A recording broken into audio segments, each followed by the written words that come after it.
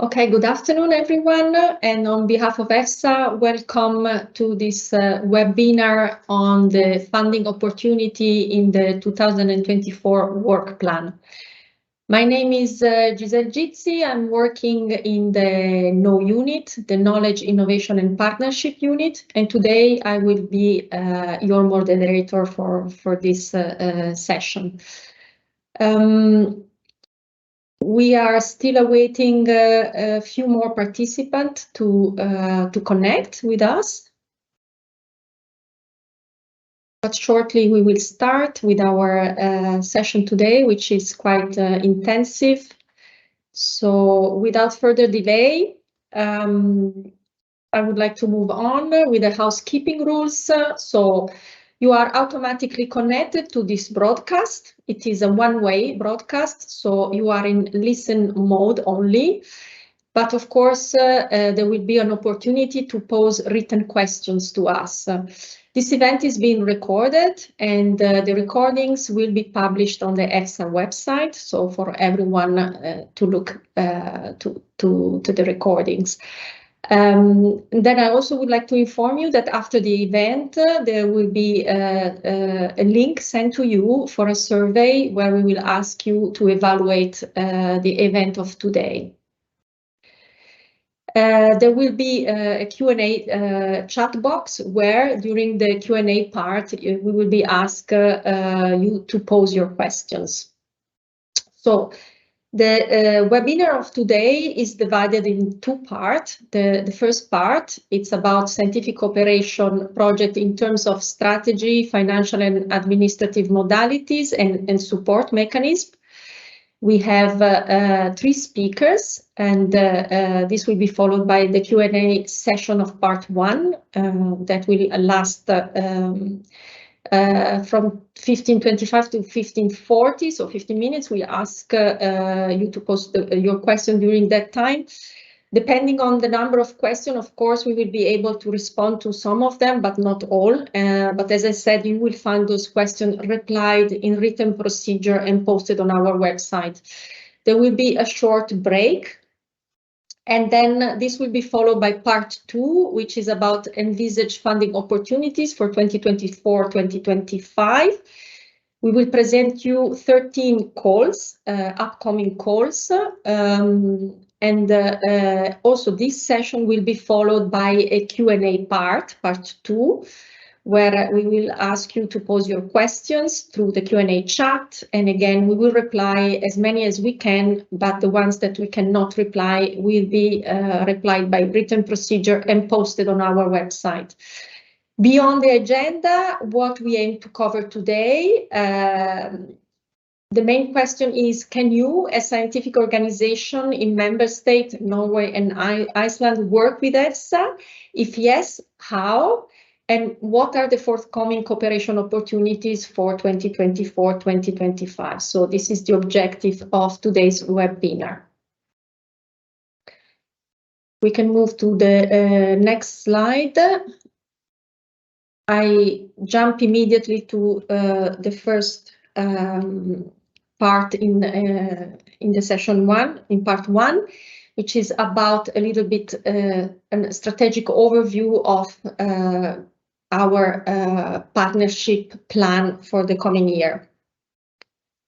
Just to recap a little bit what has changed since the past, we have been working from 2002 to 2019 in this, which is a very simplified way. We receive a mandate mainly from the Commission. We have EFSA scientific panel and EFSA working group working on that mandate, and we produce a scientific opinion.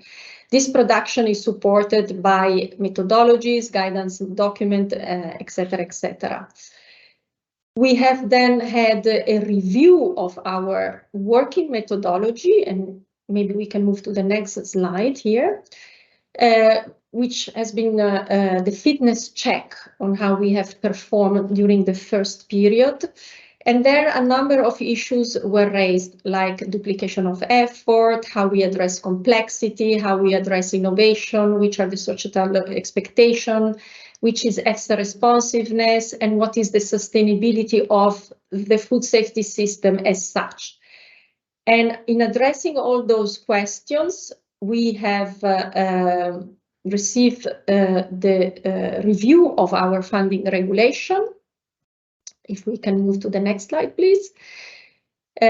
Which is called the Regulation 2019-1381, also known as the Transparency Regulation, which, beyond many other aspects, aims to strengthen the support provided by the member state to our scientific committee and scientific panels. And how this is done through an increased operation of the EFSA system, and also to ensure sustainability of expertise for the risk assessment. To do that, EFSA has received 106 tasks in addition to the previous period, and also 76 million euro. Those funds have been requested to be redistributed by a very large part to the member state who cooperates, who are foreseen to cooperate with us. We can move to the next slide, please. So this is the new model that we have received since the transparency regulation has entered into force, by which we receive a mandate by the Commission, scientific questions. We are partnering with member state and organization in member state. Eventually, the products that is reached through this partnership is peer review and adopted by our scientific panels to produce the final scientific output. So with partnership, what we intend, this is for EFSA a long-term trust-based cooperation that builds on common values and goals with win-win elements, primarily between EFSA and the member state organization, agencies and services, where risk and benefits are shared and that generate, among others, tangible output. So this is how we define partnership and the way we want to collaborate with member states. If we can move to the next slide. Which are the cooperation paths to work in partnership with EFSA? We have a number of financial solutions like EU-FORA fellowship, the grants, of course, the tenders, and these are specifically scientific cooperation tools that achieve partnership. But of course, we also have other means of cooperation like public consultation, call for data, gas schemes, secondment. And as an individual, you can also cooperate with us by working with EFSA as an expert, as an individual scientific advisor, or as a trainee. So these are all the cooperation paths that we have. Of course, today we will focus on the one that was circled in red. Just to have a quick look about the evolution of the EFSA science grants and procurement budget, because I mentioned to you that with the adoption of the transparency regulation, there has been an increase on the funds available to EFSA, and you can see this clearly reflected into the graph, whereby already since the end of 2019, where the budget for the first 15 years was basically in average approximately 7.5 million. After the adoption and the entry, and after especially the entry into force, this budget has been increasingly raising. You can see that today it has been stabilizing itself around 35 million per year. There has been also other effects introduced by the transparency regulation and the way we partner. We aim to partner with member states in terms of how we have developed this partnership with you. We aim at publishing a reduced number of calls, but with a bigger budget, a longer duration, possibly with a larger participation with many organizations involved through consortia. and also leading to framework agreements. And my colleague from the financial services will explain you better about the framework and what it means. If we can move to the next slide. Which are the topics that you can find in EFSA call? This is an overall view, and these are all the topics that can be part of an EFSA call. Of course, every year we will focus not on all of them, but a number will be selected according to the task that we are mandated with. Important to note that EFSA works on both risk assessment and risk communication, but we are not dealing with risk management. So we are not creating legislation. We don't decide on measure nor on enforcement. We can go to the next slide. So with the transparency regulation as a whole, and also the approach that EFSA is putting in place, we would like to build really a food safety ecosystem with the member state. And what does it mean and how it looks like, this ecosystem? Basically, we are aiming to increase the pool of experts, so increasing participation in working groups, scientific panels, also this new scheme, ISA scheme that I mentioned to you before. We want to increase partnership with you, with the member state scientific organization, and we also aim at building a common EU culture for risk assessment. Maybe if you should visualize this idea, and we can move to the next slide, an ecosystem of food safety actor will look a little bit like this, where everyone is playing his important role. The ecosystem is dynamic, co-evolving community of different actors who create and capture value through collaboration and also competitions. So that's the idea we are aiming to, moving from the more traditional work patterns that we had until 2019 towards the future of EFSA and its partnership. I think this was my last slide, and I would like now to move immediately to the second item in agenda. I would like to give the floor to my colleague Donna Lucas from the EFSA Financial Services Unit. Donna, the floor is yours. Thank you, Giselle. My name is Donna Lucas, and I am one of the team leaders in the finance unit working with procurement and grants. And I'd like to explain to you a little bit today about the funding opportunities that we have, and also how you can apply for those opportunities. Now, Giselle was telling us that the budget for grants and procurement has increased significantly over the previous years. So as one of the previous slides showed, the envelope for next year, for 2024, is around 36 million.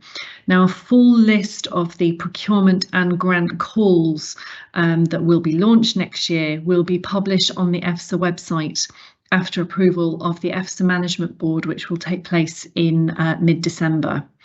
Now, EFSA's worked very hard to ensure that we have multi-annual grants and procurement plans, which allow us to give some predictability to the member states to understand what calls are coming and what topics are coming, in order to put potential partners in the best position possible to decide on which calls to apply, and also to increase your chances of success.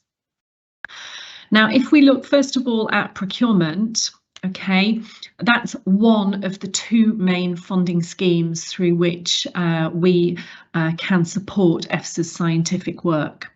Now, this slide shows in part one of the infographics that we've developed on the right to explain what procurement is at EFSA and how we use it.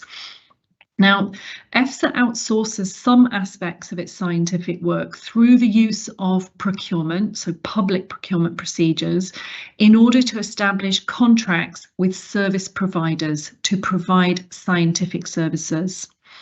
Now, the procurement procedures which EFSA has must follow the rules in the EU financial regulation.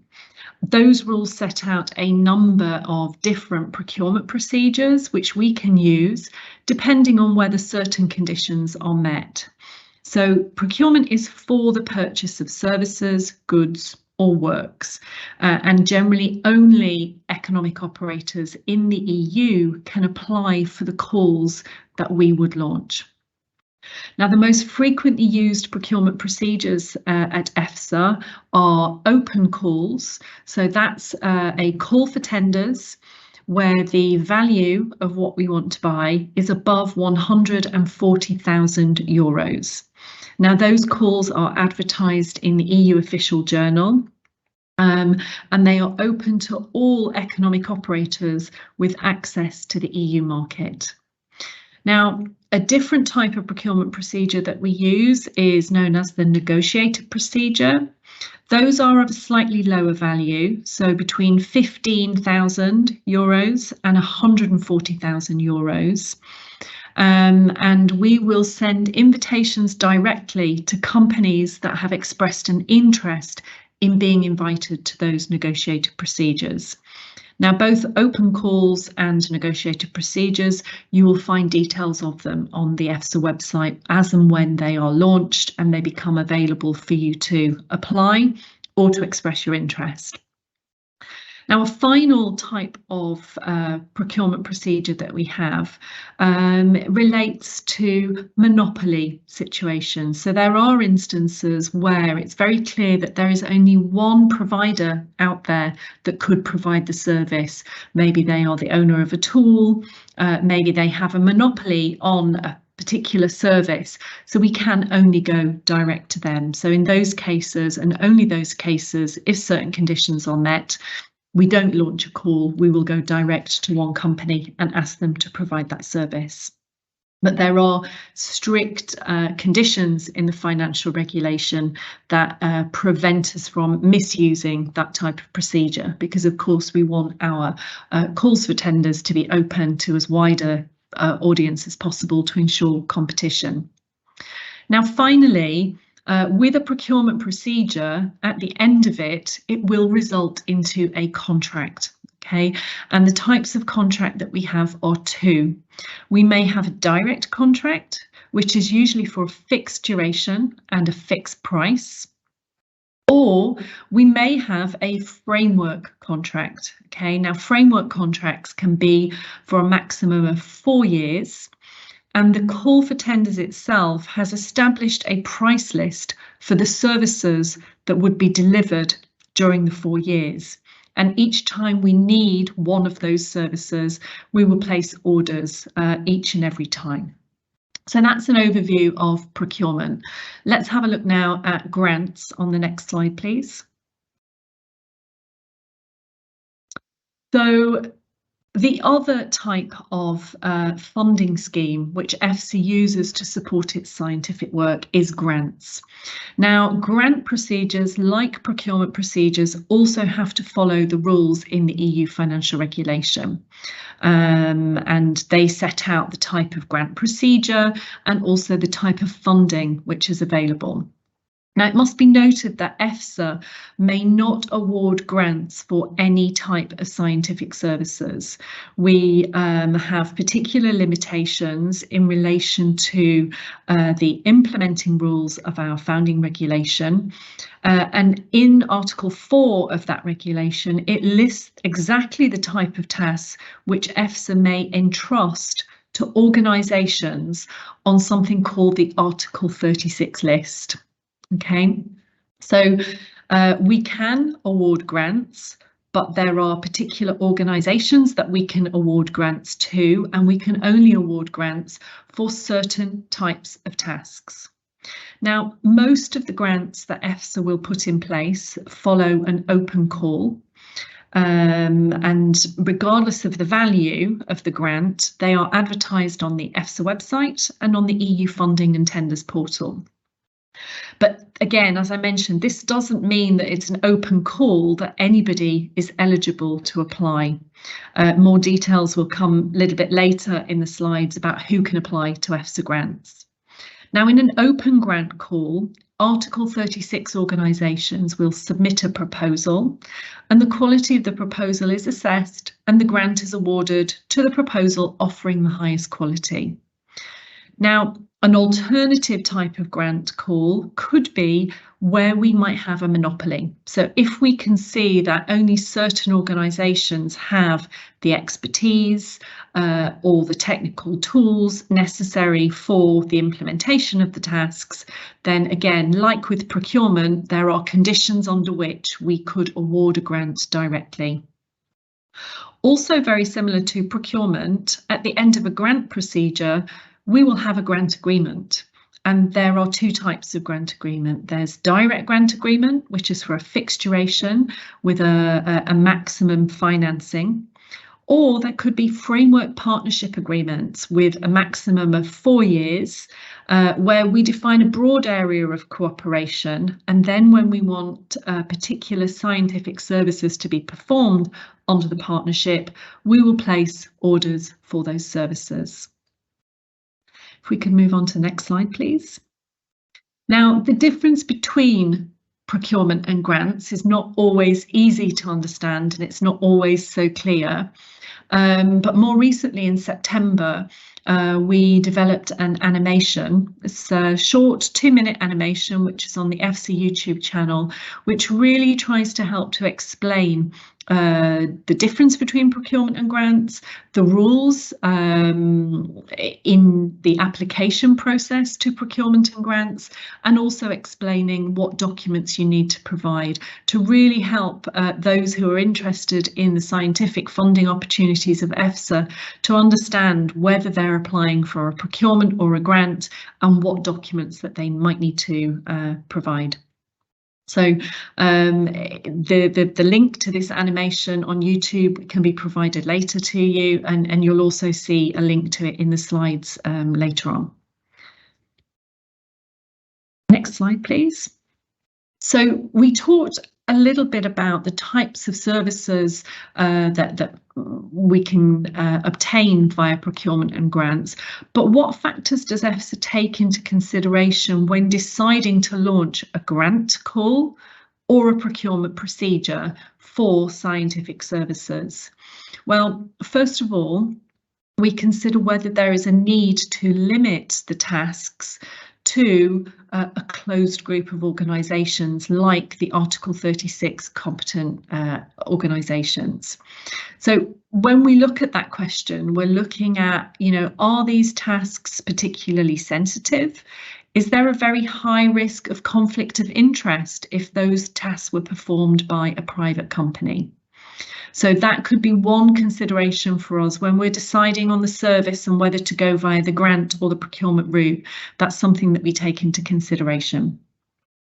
A second thing that we have to consider is whether the tasks that we would like to be done for EFSA are eligible for grant support. So on previous slide about grants, I was mentioning that we have implementing rules for our founding regulation, and one of the articles in the implementing rules very clearly states the type of tasks that we can ask to be done via grants. I give an example: dissemination of best practice, data collection and analysis.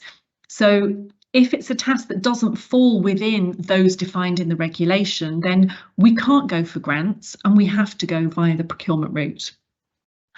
A third question that we ask ourselves when we're deciding whether to launch a procurement call or a grant call is whether the necessary expertise for the performance of the service is available in the organisations on the Article 36 list.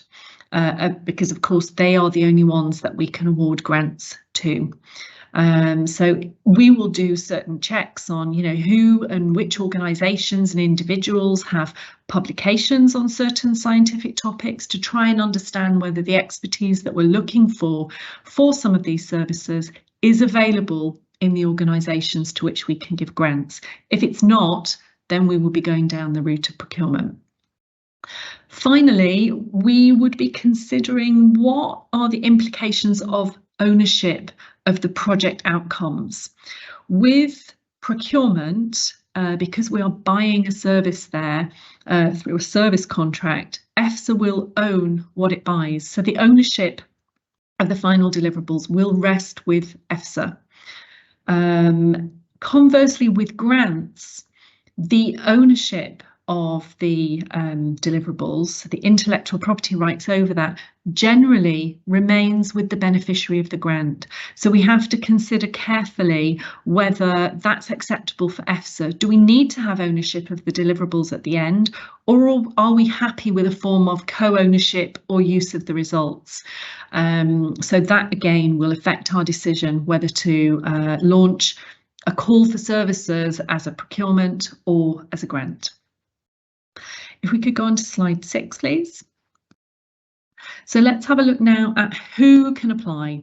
So for procurement procedures, I mentioned earlier, organisations that can apply to the procurement procedures of EFSA are those economic operators with access to the EU market. And by that we mean that you are based in an EU member state, or you're based in a country which has signed bilateral agreements on access to public procurement procedures of the EU.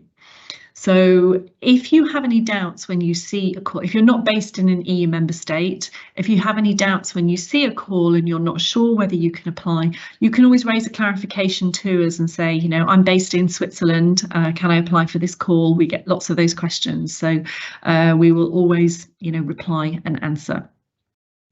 Now, tenderers may apply alone to EFSA procurement procedures, or they can also apply in a joint offer with partners. So this would be where you form a consortium, and all members of the consortium, so all partners, will sign the contract, and they must all have access to the EU market. If you involved a partner who is not from an EU country, that is going to be a difficulty for us because we cannot sign the contract with a partner that does not have access to the EU market. So if you are forming consortium to apply for EFSA procurement calls, make sure that all of the consortium partners are established in an EU country or one that has EU market access. Now, tenderers may also decide to involve subcontractors. Now, if you involve a subcontractor, EFSA does not sign the contract with the subcontractors. There is no direct contractual relationship between us and the subcontractor.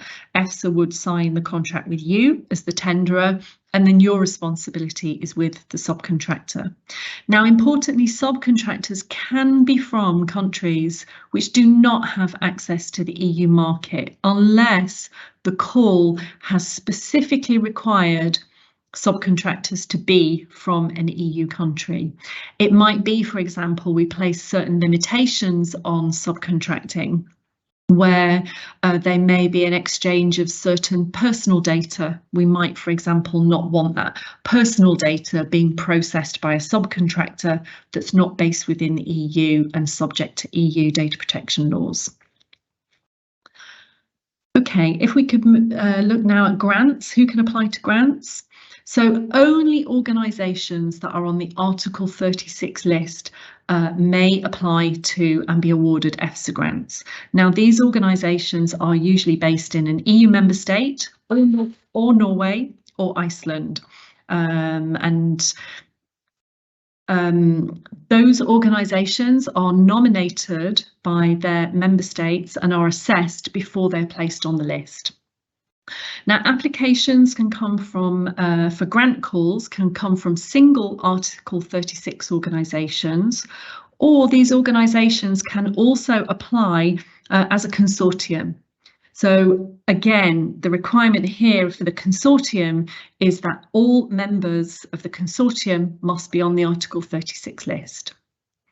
Like with procurement, subcontracting is also possible in grants, but there is quite a limitation to that. It can only be for non-core tasks, and the non-core tasks will be defined in the call itself. Subcontractors do not need to be on the Article 36 list. In terms of finding consortium partners to apply with you for a grant call, this can be facilitated through your national focal points, as well as through the use of the EU funding and tenders portal. So there's a special functionality that will allow you to register interest in finding a partner for a particular call. If we could have a look at the next slide, please, on how to apply. So if we have a look now at procurement, so the application process for procurement is either via email or via e-submission, so a commission tool, and that depends on the value of the call. So for all open calls above 140,000, tenderers apply using e-submission online. If it's a negotiated procedure below 140,000, since they're a lower value and they're seen to be a lower risk procedure, candidates are specifically invited by EFSA and they're invited to submit their offer via email. Now, the timescales for applying to procurement calls vary, again, depending on the value very often, but there are some minimum timescales which are set in law. So in particular for open calls for tender, the minimum from publication of the procurement documents to the deadline for submission of offers is 37 calendar days. So we cannot close the deadline for submission of offers before then. For the negotiated procedures, it can be a little bit less than that. Now, the evaluation of the offers received is carried out by EFSA staff, and all the tenderers, regardless of if they are successful or not, will receive a detailed feedback letter on their offer. And if they are rejected, they will also see the reasons for the rejection. Now, the evaluation criteria that we use to evaluate the offers for a procurement procedure, we look at the exclusion criteria. So here, that would be, okay, is the tenderer established in a country that doesn't have market access, for example? That would be one reason why you could be excluded. Does the company that's proposed for the award of the contract has a clean judicial record? Have they paid their taxes and social security? That could also be another reason to exclude a tenderer. We also look at something called the selection criteria, so the experience of the company. This looks at the professional capacity and experience of the organisations that are bidding for the work. We also look at the quality of the offer. So in the technical description of what the tenderer has described to us that they are going to provide and how they'll provide the services, we look at the quality and we give a quality score for those offers. And then finally, we look at the price. So there we're looking at the best value for money compared to the quality that's been offered. If we then have a look at how to apply for EFSA grants. So here, the application process here, until earlier in 2023, it was all on paper, sent by post or courier. But pleased to say that since around about March, April this year, we've transitioned to using the EU funding and tender opportunities portal, and we receive via that portal proposals for grants using e-submission. Now, in terms of the timescales to apply, this varies from procedure to procedure. Unlike procurement, there is no legal minimum set in the legislation that we must give for consortium or applicants to put their proposals together and send them in. However, we will be really mindful when we are setting a call deadline to try to ensure that if it's a very complex call, we give a longer time for organisations to prepare and submit their offers. Now, like with procurement, the evaluation of the proposals received for grants are carried out only by EFSA staff, and we give detailed feedback to all applicants. So that's whether their application is successful or not. The evaluation criteria that we use, slightly different. Exclusion criteria would be, okay, if you're not on the Article 36 list, you will be excluded immediately. But then some of the other criteria we use are similar. So selection criteria, there again, we're looking at the expertise and the experience of those applying.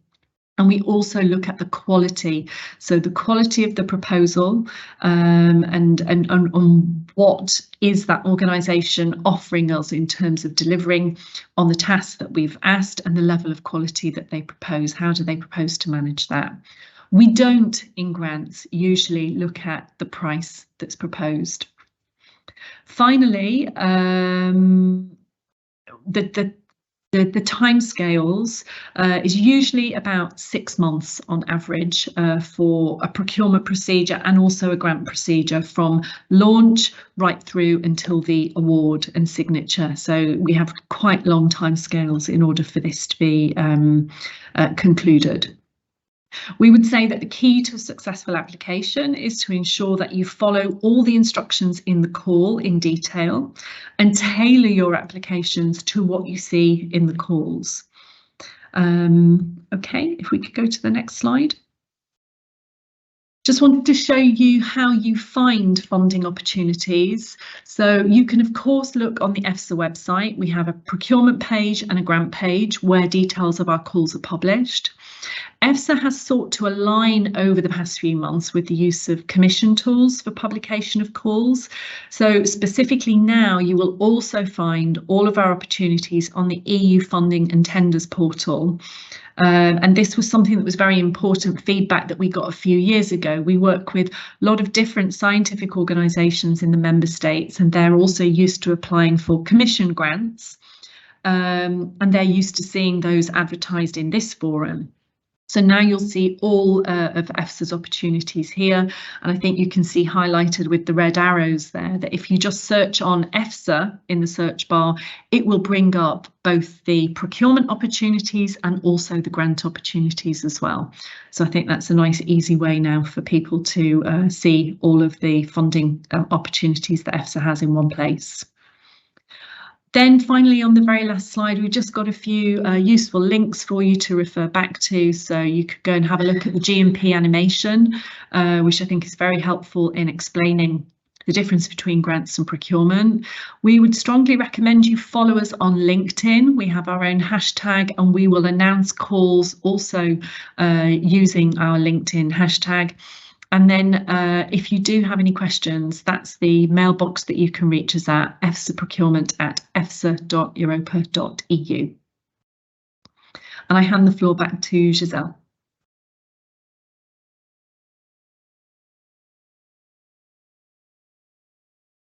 Thank you, Donna, for this very exhaustive explanation on how partners can collaborate with us. So we have already a question, so later during the Q&A session, I will give you the floor again. But now I propose that we move to the next item in agenda. And I would like to introduce Elina Cecure for explaining us the support mechanism for potential partners, and especially giving us a good overview of the focal point network. So Elina, thank you. The floor is yours. Thank you. Dear Giselle, thank you a lot. I hope you hear me. Good afternoon, everyone. And it's my pleasure here today to introduce you and for some of you to remind you on what is focal point network and how this network can support you in application procedures or also with information on EFSA calls. As Giselle said, my name is Elina Cecure and I'm working in engagement and external relationship unit in EFSA, and my main task is management of this focal point network. Next slide, please. Focal Point Network is a long-standing network of EFSA since 2008. It consists of representatives from national food safety authorities from all EU member states, Iceland and Norway, and also from observers from Switzerland and IPA countries. Focal points in their tasks cooperate with a lot of external and national actors. They work with Article 36 organizations, as you heard before. They support the dissemination of information, they raise visibility of EFSA work, and promote trainings on risk assessment. Focal Points work under 5 areas of work. The areas of work include risk communication, data, capacity building. However, 2 of areas are more focused and could support this support to application to grants. One is knowledge and information management and support to scientific production. Another one is engagement, collaboration, and partnerships. Next slide, please. We recently, together with member states, build up a new framework of focal points and including with new strategic orientations. And both vision and mission of Focal Point Network is to work together with their national relevant actors, but not only with national actors, work together with actors from other member states and observer countries, work together to create new partnerships, to use opportunities given by transparency regulation, and all this work is aiming to create a great and resilient and cohesive food safety system in Europe. So bringing together everyone who could support in risk assessment, who are interested in scientific work on food safety and risk assessment, and support EFSA. And next slide, please. And the next slide will be the one where we are going to go deeper on how focal points under their different tasks and activities can support you in application in the calls, or at least getting information on calls. So focal points in their daily work receive information from EFSA on different EFSA calls. It could be received via targeted emails, or them being exchanging on information in different platforms. In general, focal points are knowledgeable on different EFSA call types, like what it was explained by Donna. They are knowledgeable where to retrieve information on EFSA calls, and they are knowledgeable on where to retrieve supporting information, how to apply for the calls. Focal points by default and as their daily work, they support raising visibility on EFSA calls. They can do it in multiple ways.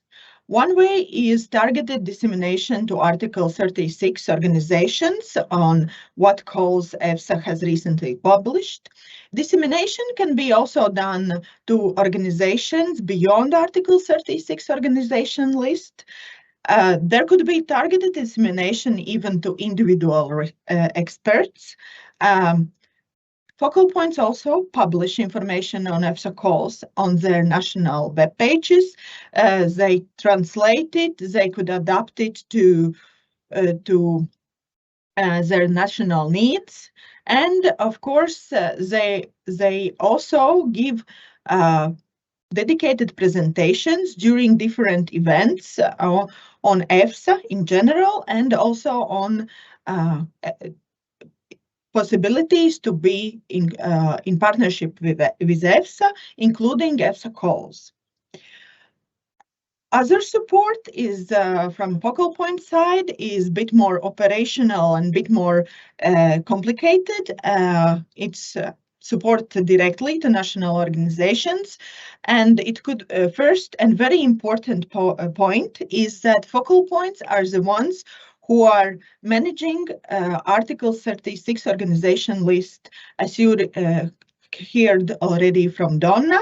This is important partners that can apply for grants of EFSA. So focal points are knowledgeable on what is Article 36 organization list.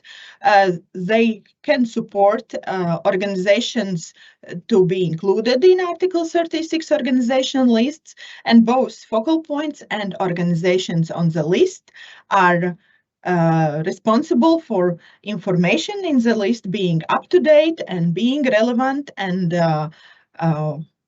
there in the database. User activities, focal points also gather information from national organizations on bottlenecks and success factors or from applicants who try to apply for EFSA calls.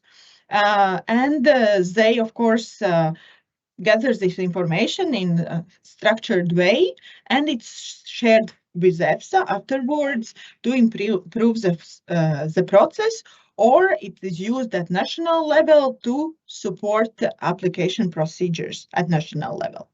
And as I said already from the previous point, that yes, focal points support implementation of activities to address bottlenecks identified for the national applicants, and they also can support sharing of the best practices and success factors from national applicants to other applicants. So having this learning by doing approach and supporting each other at national level. Focal points also can support and organize trainings and workshops at national level on EFSA calls and how to apply. This can also be done together with EFSA colleagues who are knowledgeable about procedures. Very important part is that focal points can support in partner search, and also it was mentioned by Donna. Focal points are knowledgeable about national experts and actors interested in calls, and they can share with them if other countries, other partners, partner search call. Also support in contact with the EFSA is a huge part of focal point work, and also depending on country and depending on national needs and interests and where the focal point organization is located, focal points can even support in preparation of a proposal to the call. Of course, as I said just recently, all the support varies on focal point, on national needs, on focal points organization. However, please be informed that you have this national focal point network at your level. Please contact them, and please reply to their contacts if they contact you. And please, next slide.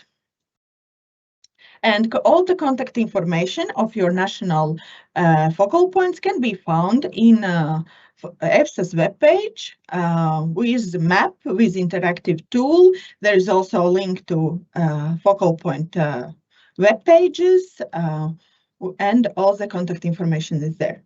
Thank you a lot, and I give floor back to Giselle.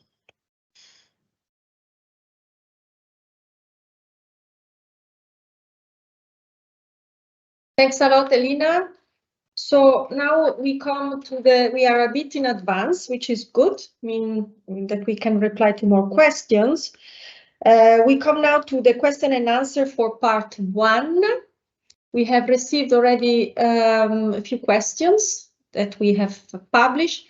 I would like to start with the first line in the first one in the queue. And I would like to address this question to Donna Lucas from the Financial Services. The question is, are the negotiated procedure a consequence of the open call, or are there independent points? I don't understand if they work together or independently. Thank you, Donna, for answering.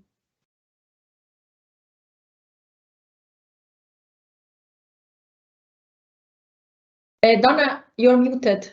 Donna, you're muted. Yeah, okay. They are completely separate procedures. So you would have an open call, which is open to all tenderers in the EU market, and we would have an open call for any call with a value over 140,000. A negotiated procedure is something completely different. So that would be where we have a call where the value is below 140,000. We will advertise it on our website and ask for expressions of interest. And organisations can inform us via email and say, yes, we'd like to be invited to that call when the specifications are ready. We have an obligation to invite a maximum of 1, 3 or 5 candidates, depending on the value. And when we do launch that call, that negotiated procedure, we will send an invitation letter to the 1, 3 or 5 organisations that have expressed an interest. So yeah, they're completely separate. I think, does that help, hopefully? Thank you, Donna. Let's see if not, there is also a possibility to reformulate the question, because we do have a little bit of time. So I will move to the next question, and this is regarding how the new system of EFSA funding with partnership will improve the final EFSA project completion in terms of duration of completion. Was the old system faster or slower? So in theory, the change was brought in to enhance the system, of course. This, what I call transparency regulation, because this is the conventional name, it's the transparency and sustainability of the risk assessment food and safety system. And this is very important, the second word, the second pillar of this regulation, the sustainability, because we have been facing for the last 18 years, 17 years, great difficulties in channeling all those mandates through quite a rigid system, which was composed by the scientific panels and the working group. With allowing member states to further participate into this risk assessment process together with EFSA, we want to really expand the ecosystem and have member states engage with us in this project. So having member states supporting us, more budget, more partnership outside EFSA, with always the supervision and the work, the coordination of EFSA, will certainly improve the speed of our risk assessment, and it will bring many positive aspects. The other challenge that we faced is about responsiveness. Because of the complexity of the risk assessment we are asked to address, and this complexity is increasing, notably through big data that are available and that we have to process, and we need a very strong processing force for the amount of data we are receiving, but also new type of questions that we are receiving, to name one, the novel food. So all of that was taken into account by the legislator, opening up to a wider system that will, through the partnership with member states, will help EFSA to address this increased complexity and be more responsive to the upcoming changes in risk assessment. So the question is, yes, it is intended for sure to improve the system, to accelerate our risk assessment, and this is we aim to achieve this through the support of the member state through partnership with you. So I hope I replied to this one. Maybe we can go to the next one. The next one, I think Gorgias has already replied in the chat. Then I have another one. Could you explain how the framework partnership agreement works? And then for this one, I would like to give again the floor to Donna. Please, Donna. Thanks, Giselle. Yeah, a framework partnership agreement, how does that work? So we would set up a call describing broadly the grant services that we would like an organisation to perform for us over a maximum of a 4-year period. So when we sign the framework partnership agreement, at that stage, we're not actually signing up for a specific piece of work to be done. We're saying we have an agreement with you for 4 years on this topic with these kind of tasks that we would like to be done. But we don't know at the moment exactly what we want, in what quantity and when. So once the framework partnership agreement is signed, then we start placing specific grant agreements, which explain in that moment, okay, now you have 6 months to perform these tasks. So we will define in more detailed terms the duration of the specific grant agreement, the amount that would be paid, and the precise tasks at that stage. So it's a way of comparing it to a direct grant agreement. A direct grant agreement is when we know exactly what we want, when we want it, and how much those services would cost under the grant. So they're very clear parameters, and we would sign a direct agreement.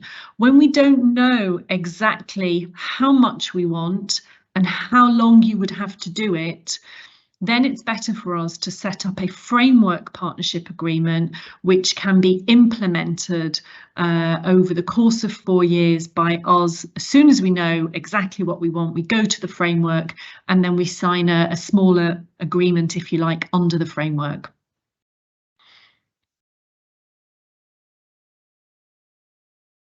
Thank you, Donna. So I have a question that I would like to address to Elena. Can you give some examples of bottlenecks during calls that focal point network need to address? Thanks, Elena. Thank you a lot for the question, and several points to reply. First of all, this activity on gathering bottlenecks and success factors from the call applications is a first-year activity for focal points, so focal points are still working on it.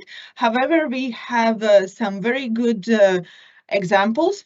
One of them could be that national experts are not knowledgeable about the application procedure, and our focal points support and create training workshops or bring together with colleagues from EFSA who can explain this procedure, can support where to find the materials, how to apply for the call. So giving all the information what is needed.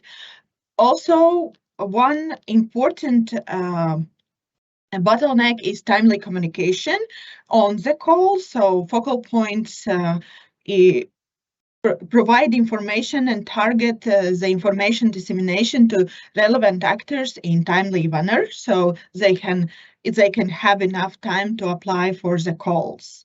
And yes, there are several ways how to address bottlenecks and who is addressing bottlenecks, because these bottlenecks identified during this activity of focal points can be addressed by focal points, by national organizations themselves. Maybe they reflect and see that they need to address some and target some issues at their level, or also they are taken on board at EFSA level, and we can work together with focal points and organizations to address these bottlenecks.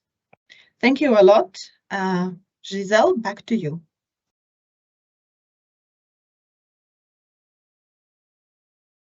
Thank you, Elina. Thanks a lot. I have another question that I will read in a second. I will encourage you to pose more questions. It's a good opportunity for exchanging the information that you feel you are lacking. And we are also in advance of time. And because I fear that somebody might connect to the second part, I would like to take advantage of the time we have available to respond to any question you might have now, so that we can still connect at the right time at 3:50 for the second part. So the next question is again for Donna. Good afternoon. I would like to know if for both grants and procurement, all costs are covered, or if there is a financial deducible for contractors. For example, a certain percentage of cost not refunded by EFSA. Thank you. Donna, please.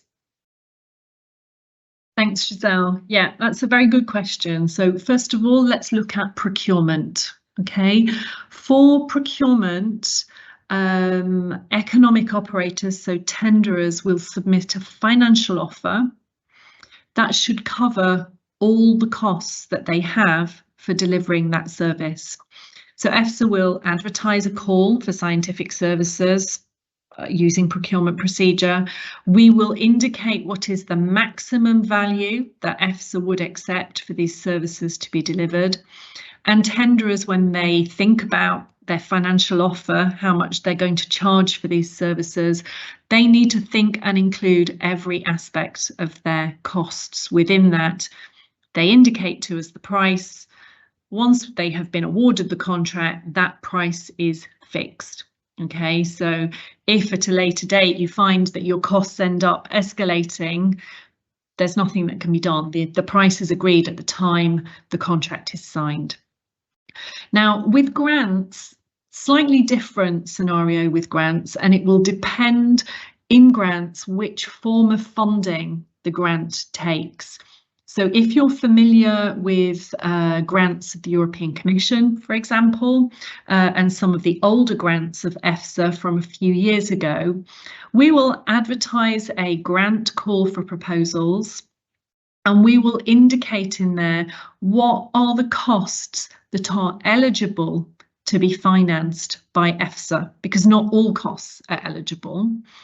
And we would also indicate in there a co-financing rate. So in grants, the principle is generally that the contracting authority, EFSA, it's not that we would pay the full price of you delivering those services. There would be an element of co-financing. And so you would see a percentage published in the call. I give examples in the past. We had a grant called the thematic grant, where EFSA was going to invite proposals for projects. We would pay 50% of the costs, and the beneficiary of the grant would contribute the other 50% of the actually incurred costs. So that's one form of grant. That's quite administratively heavy because you have to evidence your actual costs incurred, and then we will apply a percentage that we are going to refund. Now, more recently, there's a new form of financing that came through in the 2018 financial regulation, and that it looks more like procurement, it has to be said. There you define, EFSA defines upfront the amount in the grant that we would want to pay for the delivery of those tasks and services. And that we're not looking there at your actually incurred costs. What did it actually cost you to deliver that service? We set what the criteria are for the work to be carried out, and we would pay the amount at the end of the grant agreement implementation. Back to you, Giselle. Thank you. Thanks a lot, Donna. We have a question now on how to participate as a trainee. What kind of task can trainees do? I don't know if, Katerina, you can go back to slide 9, or otherwise I can quickly post it in the announcement. This is a totally different scheme, the traineeship. So there we engage with trainees through as individuals. We have a scheme for traineeship, as you see here, as indicated on the left and bottom side here. And today we are addressing partnership through the 3 schemes that we see on top with this dotted line around it. So the trainee and the traineeship scheme, I encourage you to keep an eye on our website. We normally publish the call around April, May, so the next one will be around that time. Okay, I'll move to the next one. Let's see what we have. How EFSA determine whether the expertise it is looking for is present in the relevant Article 36 organization with the team tool other ways? Do you carry out a systematic search for each call before choosing between grants and procurement? Donna, will you like to pick this up? Okay, thank you. Hi, yeah, there are a number of ways that we can find out which organisations have the expertise for the calls that we're thinking of launching. One of the ways that we're able to do it is through market analysis. Okay, so you may see through the EU official journal some prior information notices for procurement calls. So these would be calls that we're intending to launch in the coming months. And often there we will set up an EU survey within the prior information notice to ask questions not only about how we might structure the procurement call, but also about the expertise that is available from organisations to carry out aspects of the work. So that's in procurement. Also for grants, we can and sometimes have done market analysis in advance to understand which of the organisations that do have the expertise or the capacity to carry out the work, to understand whether a single organisation could do the work themselves, or is it work that would be needed to be done via a consortium. So often we rely on market analysis. Another aspect is the use of the TIM tool, which is developed by the JRC. So there we're looking particularly at publications on scientific topics and registration of patents, and comparing that to the names of the organisations that we have on the Article 36 list. Thank you, Donna. There is another question. I'm not sure I fully understand, but I think it's possibly for you, Donna. Will there be an appeal procedure against the evaluation of the tender committees? Yeah. How this is going to affect the EFSA work? Thank you. So under the EU public procurement rules, at the end of a procurement procedure, all tenderers will receive feedback on the offers that they submitted. One will have been successful and will be awarded the contract, whilst the others were unsuccessful. Now they have a right to request for information on the winning tenderer, so they're able to compare perhaps their own offers with the offer of the winning tenderer. They won't receive the winning tenderer's offer, but they will receive the comments of the evaluation committee on their own offer and also on the offer which was awarded the contract. Now, it can be that at that stage, a tenderer might decide that they would like to raise a complaint to the European Ombudsman. They may want to take take a case to the courts of justice to challenge the public procurement procedure. The first step, however, is to ask EFSA to review the outcome of the evaluation. So we would look at the comments of those organisations who might have raised a complaint or a question, and we would decide whether we need to go back and look at the evaluation and whether there was anything to be called into question. Usually that procedure, so that aspect of receiving comments from an unsuccessful tenderer and reviewing, checking what was in the evaluation report by the tender committee, is quite quick. And it wouldn't really affect the speed of EFSA's work, because if we felt that there was no legitimate claim there, we would go on and award the contract and we would sign the contract, so the work would progress.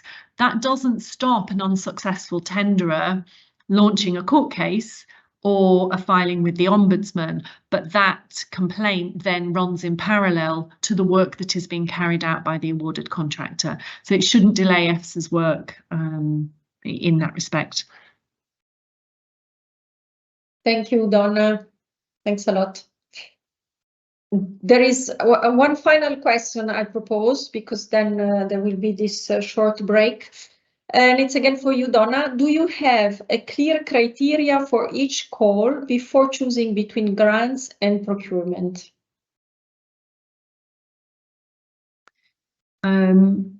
Yes, we have a range of criteria, and it's those which I showed on the slide earlier. Really, questions about what type of ownership do we want on the deliverables that come out at the end of this contract or grant. We look at whether the tasks to be performed are particularly sensitive, confidential, possibly subject to conflict of interest if performed by a private company. We also look at, again, the expertise that is available within the organisations that could be awarded EFSA grants. So that's really the parameters that we're looking at before we make a decision on choosing grants and procurement. We're considering that at each stage.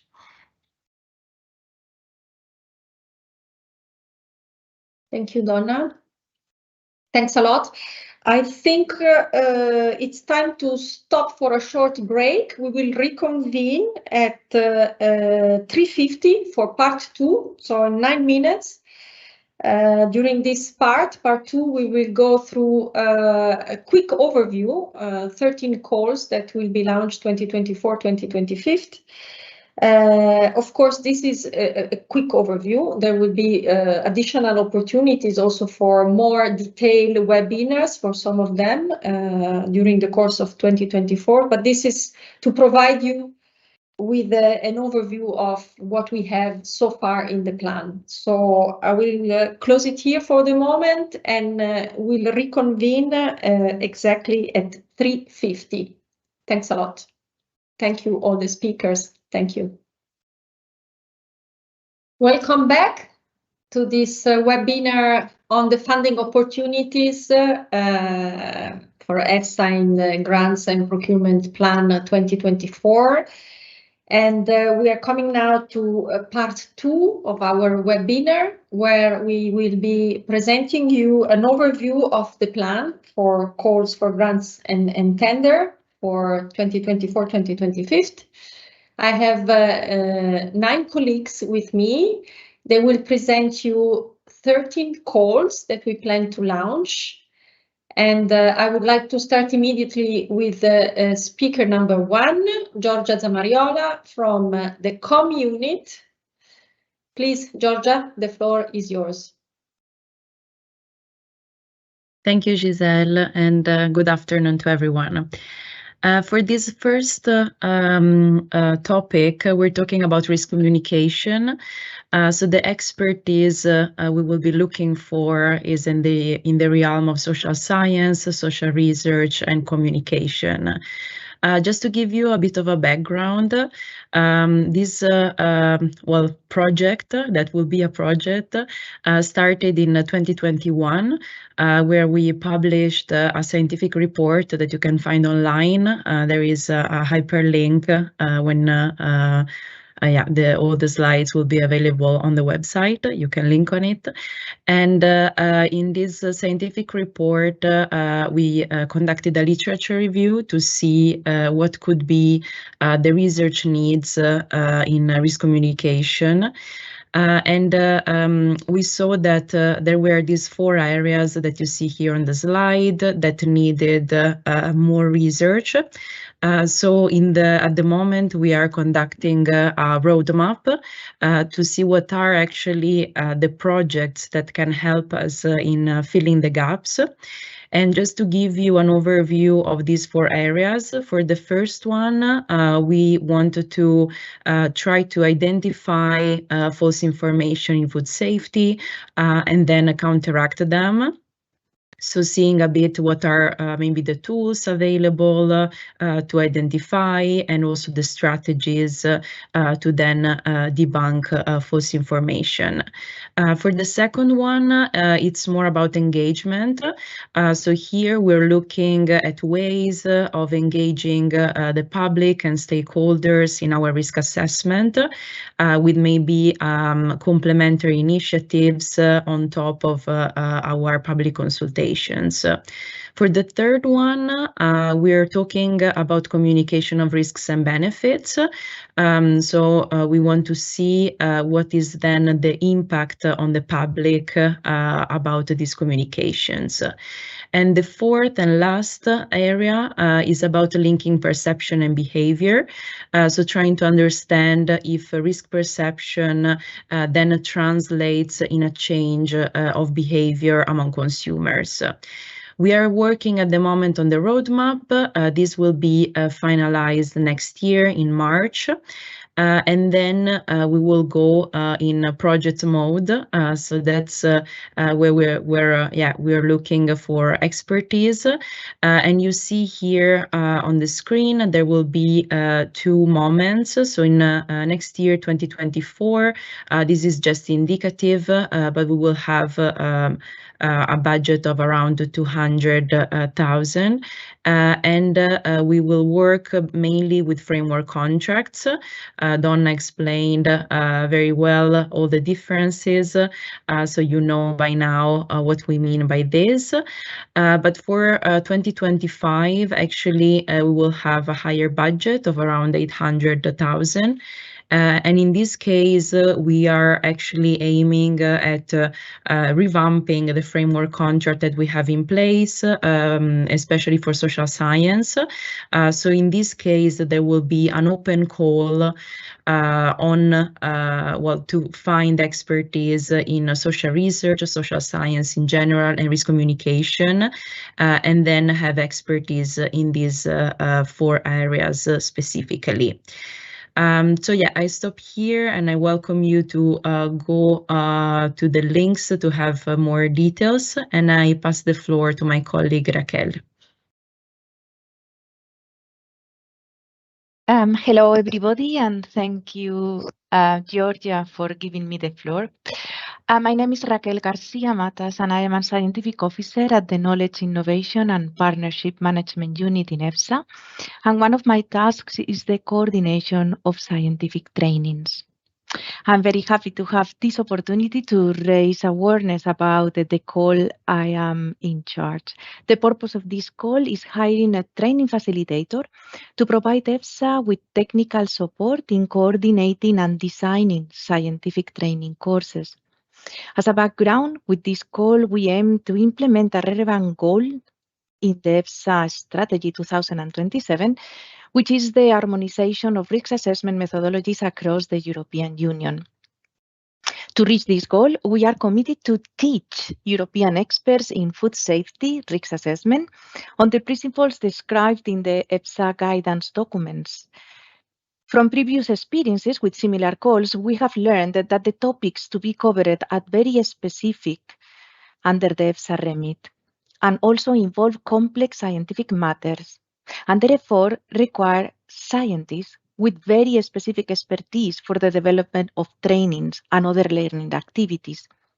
Therefore, with the aim to facilitate the submission of offers in this kind of calls, we have changed that approach followed in previous calls. because at those calls, we were asking for the provision of logistical and administrative experts together with experts or tutors to produce and deliver the scientific training content. With the present call, we aim at hiring successful tender to fulfill only the logistical and administrative part involved in the development of training and the delivery of these scientific trainings.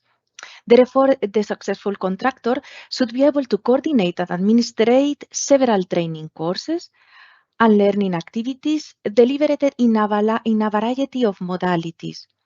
And within these varieties, this could be virtual trainings, or we could ask for physical training, as well as we would like to have people with experience in e-learning.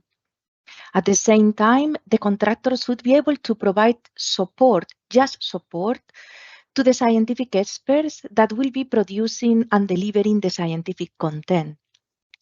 It is important to know that EFSA will be responsible to hire these scientific experts, also called subject matter experts, but the contractor will not be responsible for that. As described here in this slide, we will be we will be launching a procurement call. In that time, and due to the budget that you see on the screen, 100K, it will be a negotiated procedure that is about to be published on the EFSA website, inviting potential tenderers interested to participate to submit their expression of interest via email to EFSA Procurement Services.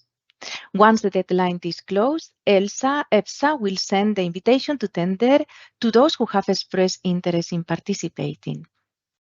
Finally, I would like to highlight that, as Odona said, that these procedures between 15,000 and 140,000 are not advertised in e-tendering, but only on the EFSA website. Thank you very much, and I pass the floor to Cristina Alonso. Thank you, Raquel. I'm Cristina Alonso Andicoberri. I work for the External Relations Engagement and External Relations Unit, and among other tasks, I'm the program manager for the EU-FORA Fellowship Program. And I would like to talk to you about the call that we right now is open. It was launched at the beginning of November. It will remain open until mid-March, by means of which we are seeking to identify consortia of 2 Article 36 organizations from 2 different member states, Iceland or Norway, to participate in the EU-FORA program. One of the organizations should act as a hosting site, proposing a work program for the training of a fellow that has been identified by the partner, a fellow sending organization. We intend to select 15 hosting sites and fellows for this program for the cycle to 2024-2025, which should start in September 2024. The fellowship lasts for 12 months, so until the end of August 2025, and the fellow remains a staff member of their institution during all this period, and they should be released from their regular tasks in order to follow the work program to be proposed by the hosting site. Most of the work program is followed remotely. However, the fellowship foresees a minimum of 3 months at the hosting site in order to enhance networking and hands-on training. As I say, the current call was launched at the beginning of November. It is open in the Funding and Tender Opportunities portal, and you can access through the EFSA's website, and it will remain open until mid-March. The call intends to fund 55K per grant per fellow. And please note 2 things. 1, if you're interested in the current call, but you have difficulties in identifying a partner, please contact your national focal point. They will be able to support you in identifying a partner or in searching for a partner. And second, note that this call is usually open yearly around early November, so similar dates as now. And we expect that it will also be opened in November 2024, but please apply now. So for this call that is now open. And now I pass the floor to my colleague Anastasia. Thank you very much. Thank you, Christina. Hello to everyone. My name is Anastasia Elvaniou, and I'm a scientific officer at the Integrated Data Unit of EFSA, responsible for food consumption and food composition data, but also for the Foodx2 classification system. As most of you may already know, EFSA requires high-quality food consumption data to perform exposure assessments for foodborne hazards and also to estimate nutrient intakes. Within this context, EFSA has been running the EU menu project since 2011, aiming to harmonize the collection of food consumption data in Europe. This first phase of EU menu project just came to an end this December.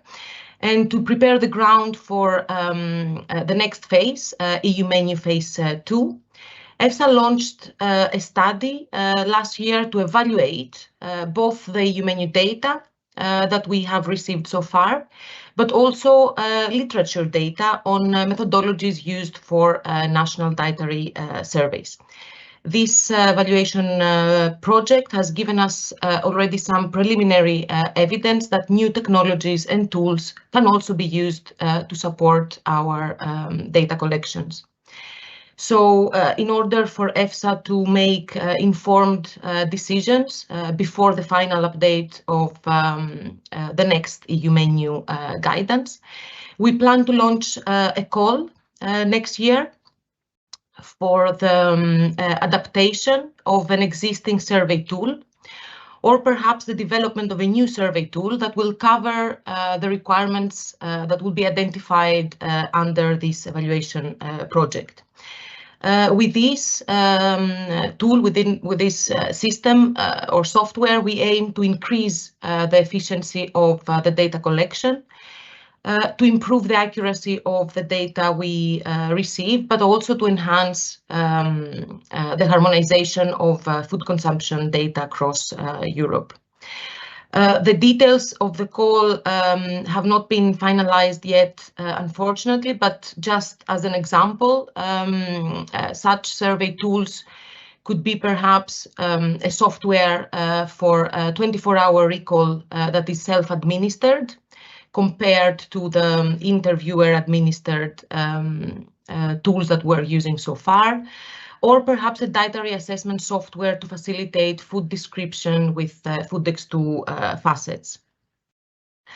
Other than the survey tool, the call will also require the organization and running of a small-scale pilot study to assess the feasibility and effectiveness of the draft methodology and survey tool.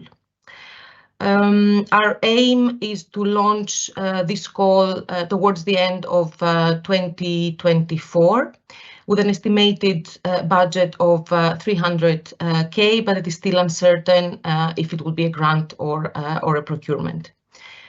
And with this, thank you for your attention. Then I will give the floor to the next speaker, my colleague Sibren. Thank you, Anastasia. So good afternoon, everyone. So I am Sibren Vos. I'm the team leader of the team on plant health monitoring. So now we are jumping to the field of plant health. The plant health monitoring team is within a unit that is dealing with ecotoxicology, with plant health, and with environment. So here it's one of the topics that we address and that we are working on since 2017. And we have been mandated by the European Commission to provide support to member states in planning and execution of pest surveys for all the union quarantine pests. So as you know, in the EU, we have about 400 taxonomical entities that are regulated. And once regulated, there are some specific requirements on surveillance for these. Now, we have been developing a toolkit for pest surveillance. And one of the ingredients of this toolkit, one of the instruments that we developed, are those pest survey cards. And those pest survey cards, they aim at guiding the users in gathering the information and the data that is required for designing the surveys at national, local level. So these pest survey cards in particular, they deal with the characterization of the pests in terms of their life cycle. So we want to know what is it that we are surveying for. It's also there to characterize the host plants. So where is it that we should look for the pests, and to characterize the methods for detection and identification for those pests that are currently available. And doing so, we are able to prepare a survey and prepare a survey that will be ready for designing it in terms of quantitative sampling. So this grant that is launched is one of a series. So as I said before, we have about 400 pests to characterize, and for which we have to prepare pest survey cards. And this grant in particular deals with 4 lots, one on the group of begomoviruses that are vectored by the whitefly Benisia tabaci. It is also including a lot on the non-EU scolytini. This is a lot that is a complex group of insects. That is a group of about more than 2,000 species. And the problem of this is it is very difficult to organize surveillance for this, as we don't know exactly what are the species we are looking for. Then there is a lot on pests of cereals and fibers. Here there are 8 different pests to characterize that include insects, fungi, and nematodes.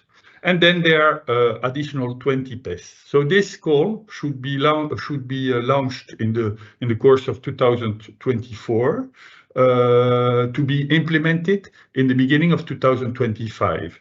What we are doing for this work, because it is quite well established procedure of working, we launch grants that are result-based. So it's a simplified form of grants that allow the grant holder to work with less administrative burden and requirements.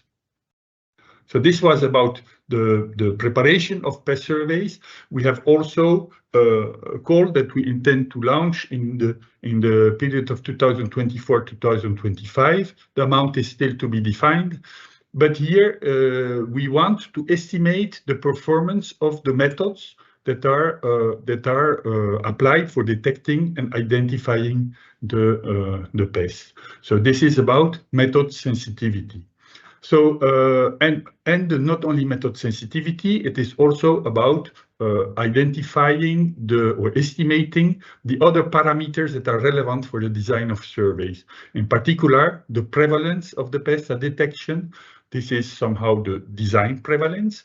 And we want to also characterize the population, the host plant population, in terms of risks in the areas. And we want to know how we can establish experimental or statistical protocols to gather the data that will allow us to estimate those survey parameters at local level. The next slide, please. And this is a grant that is again is going in the same direction. This is a grant that is about estimating the performance of traps that are used for trapping insects for detection and mainly for detection of the pests. So here, in fact, what is happening is that the traps are poorly how do you say that? They are poorly illustrated, and there's little information about the traps, about the performance of the traps. And because we want to use those traps for detection surveys at low levels of pest prevalence, we need to know how well these traps are performing in terms, in particular, of attractiveness of the traps and of coverage of the traps. These 2 parameters, they can characterize well the performance of a trap. And not only we want to try to characterize the main traps in terms of their attractiveness and coverage, we also would like to the grant holder to help us to develop a method to estimate more in general the trap performance. This would be a very interesting work. It combines a bit of research and a bit of common sense and review of literature, etc. It is a grant that we have not yet completely defined. It's going to be launched normally in the course of 2024 to be implemented for 2025 with an indicative value of above 200K. And I end my presentation here, and I would like to pass the floor to Anna. Thank you. Thank you. Thank you, Sirben. So my name is Anna Christodoulidou. I'm working in the area of food contaminants. I'm a senior scientific officer in the FIDCO unit of EFSA. And today I'm very thankful for the opportunity to present you the call we are planning to launch next year regarding the role of nitrates, nitrites of processing and storage in the formation of the carcinogenic compounds and nitrosamines in certain foods. You are probably aware of the much discussed topic of the association of nitrates, nitrites, processed meat with cancer. One of the underlying reasons for this association may be the formation of carcinogenic compounds, such as the N-nitrosamines, in the presence of nitrates and nitrites.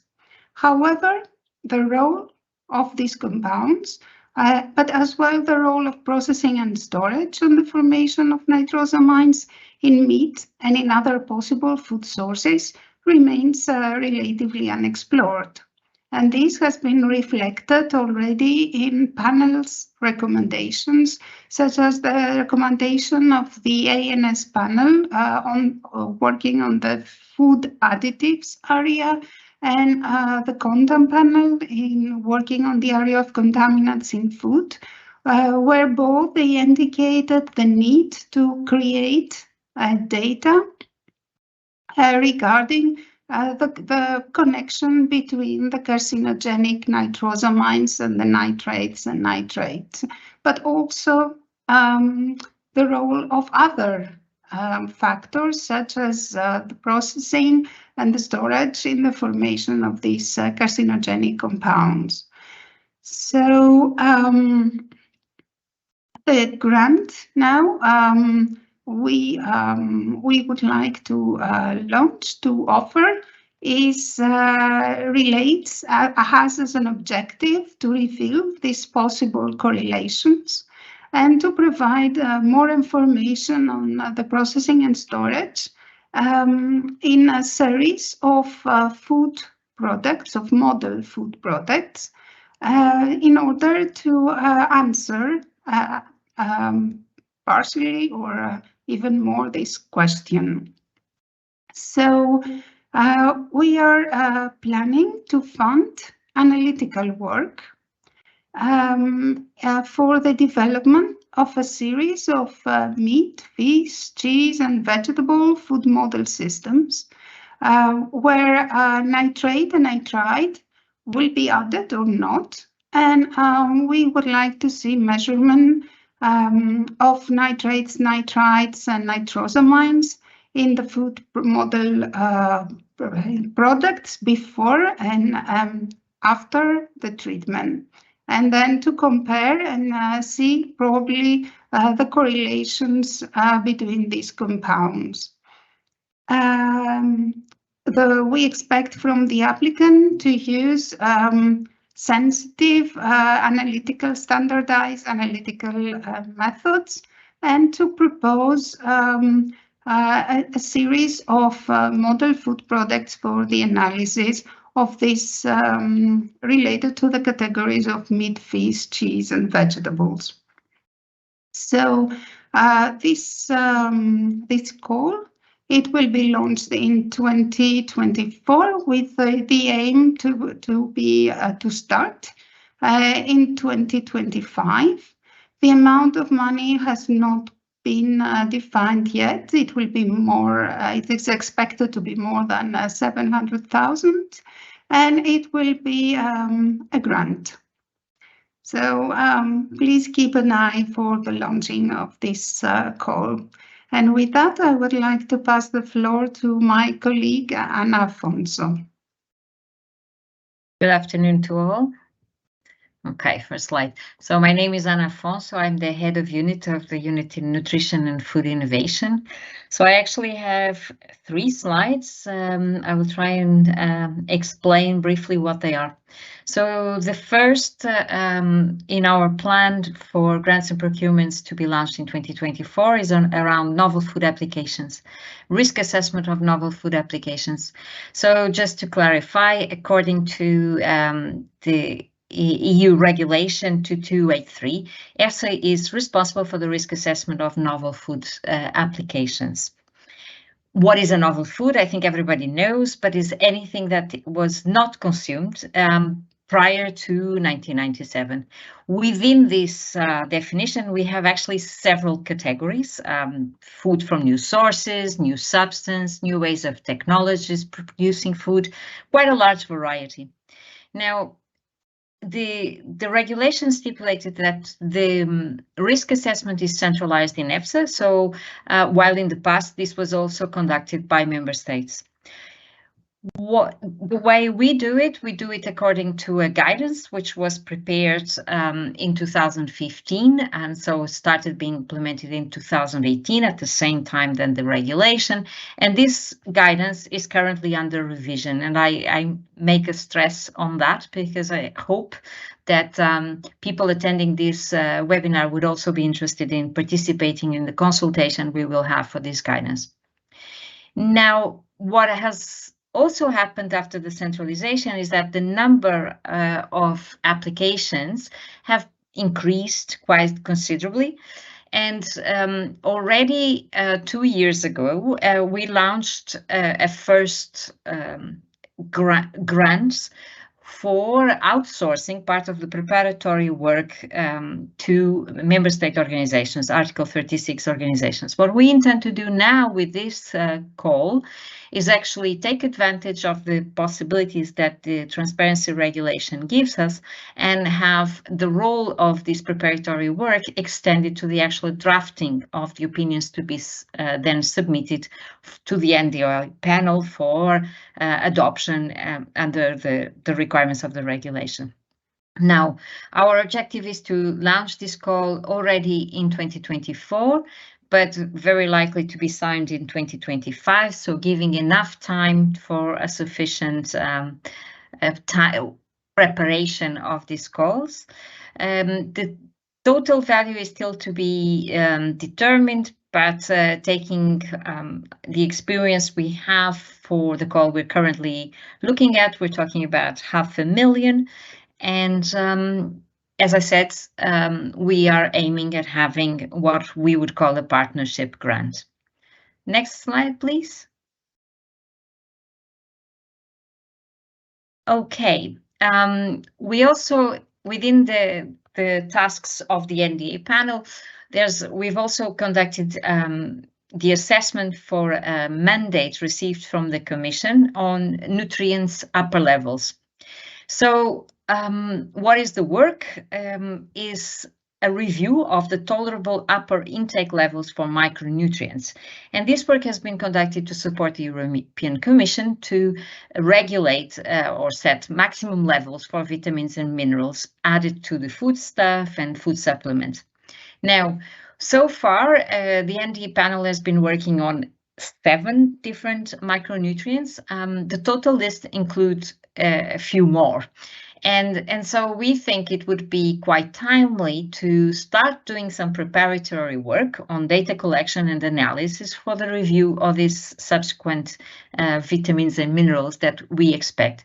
However, here we have quite a lot of uncertainty because we need also a decision from the risk managers, the European Commission, on when would they like to start this work. So in fact, we included this call in the program of 2024, and we hope that this will occur before the end of 2024. The value that has been estimated is 450,000, and it's still under discussion if what would be the most convenient mechanism, but most likely it would be a grant. And there was one thing I forgot, is that again for this call and in relation to how we want to do this data collection and analysis, there is a draft guidance that has been launched in 2022, but is now under pilot with the work that we're currently continuing. And we hope that this guidance would be supportive to future work from an outsource, since the guidance is expected to be concluded and adopted by the panel by June 2024. Okay, I'm going to change panel now. And the last of my list is actually in the area of GMO, which, surprise, surprise, is also in my unit. And what we're doing here is more of preparatory work. So we've been working quite a lot on protein safety risk assessment. Novel proteins and protein sources are more and more in the common domain about an alternative to sustainability challenges that occur. And risk assessment is not easy because these kind of proteins launch new challenges, and we've been looking at what can be done, and in particular to try and look of methods that are replacing animal testing for the assessment of such proteins, of such novel products. And so this is a continuation of that work, and it is a call for a literature search in silico and in vitro testing approaches, developments, and models. We should launch this call in 2024, and the budget estimated is 200,000. And here we're looking at a procurement and not a grant. And I think this is my last. I pass the floor to Sophie now. Thank you, Anna. I hope you can all hear me well. I'm Sophie Dolander. I'm working for the Animal Health and team, and I'm coordinating the Animal Health and Welfare panel, and have been coordinating quite a few mandates on vector-borne diseases and African swine fever. And that's why I'm also coordinating Vectornet, which is an interinstitutional framework contract between EFSA and ECDC. And it has just phased out the second term of their second project that lasted for 4 years. And now we are launching a call for a third Vectornet. So this you can see on the slide. We have just finished all the paperwork, let's say. It should be online hopefully tomorrow. So you can find it there on the official journal. And it's going to be a collaboration again with ECDC. So you can see some of the budget that is quite a good budget. It will last for 4 years, but some of the budget will be funded by ECDC and some of it by EFSA. And our idea is based on the last annual meeting that we had together with the Vectornet entomological network, to increase our collaboration and make a more official network between EFSA and ECDC for entomology, and increase also capacity building under this work package 1, which is called collaboration. And in terms of preparedness, we will also increase the possibility to do field work and collect specific data for our risk assessments. Then for the third work package, which is called agility, based also on many discussions with the network, we will try to increase our, let's say, easily sharing of data. So we call this agility, and we will proactively share data with similar data collections held by different organizations, and also improve automation of data flows. And finally, the communication work package is trying to increase our visibility of the project. So I hope that tomorrow you can find all the details online, and I'm happy to deal with any questions. Maybe I went a bit fast, but I'm there if you have need for more information, and I pass on the word to my colleague Lisa from also the Animal Health Unit.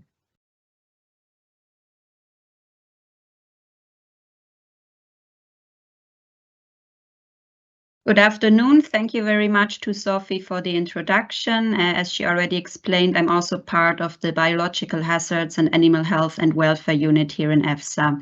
So in order to increase our preparedness for highly pathogenic avian influenza in Europe, we have very recently launched a call for proposals for the establishment of capacities for active surveillance of highly pathogenic avian influenza in wild birds in Europe. This call for proposals represents a grant opportunity, and it involves 9 different lots which correspond to 9 selected geographic locations across Europe. Details on that you can find in the call for proposals. This call for proposals will remain open until 21st of February next year, with the aim to start activities later in 2024 around May. Article 36 organizations or consortia thereof are eligible to apply for this call, but also other institutes or organizations that are not on the Article 36 organizations list can be involved as subcontractors for certain non-core tasks, which are also specified in the call for proposals. This project is expected to run over 3 years, so from 2024 to 2026, and it covers an overall budget of 2 million euros, which is heterogeneously distributed among the 9 lots, so among the 9 selected geographic locations. This call for proposals and this project have the aim to provide an early warning system for highly pathogenic avian influenza in Europe, and to increase the knowledge of circulating avian influenza viruses. EFSA would like to establish a network of surveillance nodes across Europe and thereby build long-term capacities and partnerships with our stakeholders in European countries. Successful beneficiaries may complement already existing or planned surveillance activities in their countries with this grant opportunity.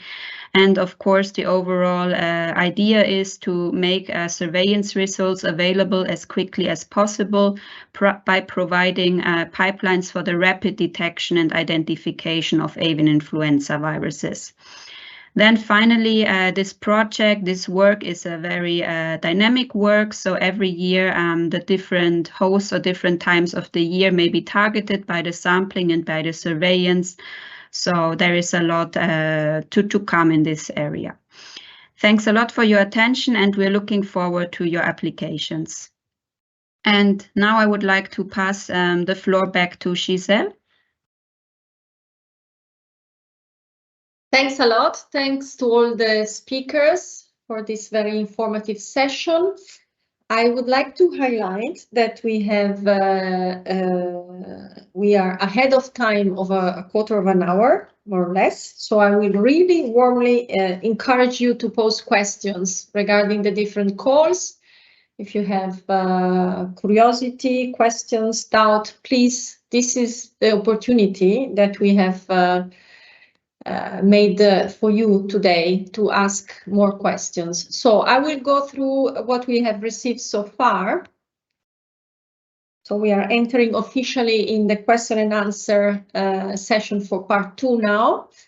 The first question that I would like to pose to Donna from the Financial Services Unit is about this. For all these calls presented today, will there be a way to have rapid access after the results to the name of the applicant who has won a call for tender or call for proposal before the publication of the annual reports on the signing of contracts and agreement is published annually on the EFSA website? Please, Donna, thank you. Yeah, thank you, Giselle. Yeah, as the person asking the question mentioned, annually by the 30th of June, EFSA is obliged to publish a full and detailed list of all the contracts and grants that were awarded in the previous year. So that information is available on our website, but it's not immediate. You don't get to know the outcome of who the winner was straight away.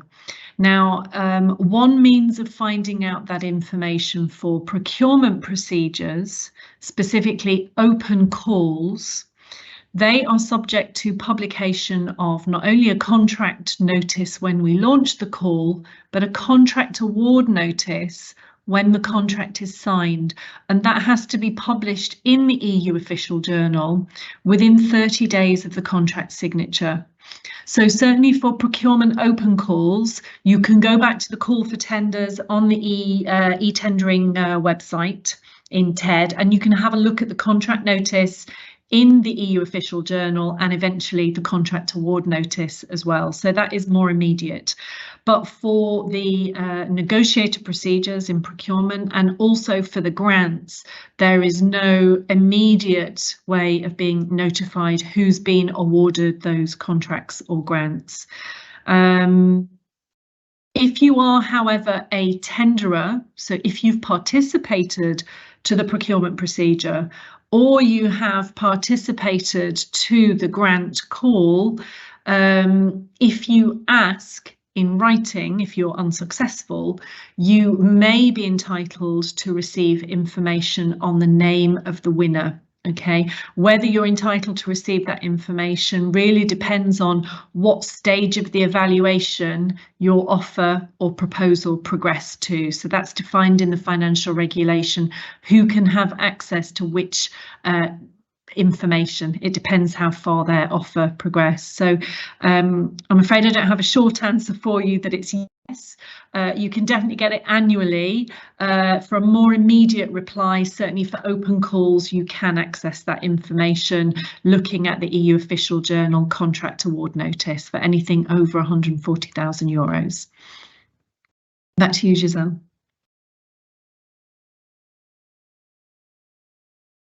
Thank you, Donna. Thank you.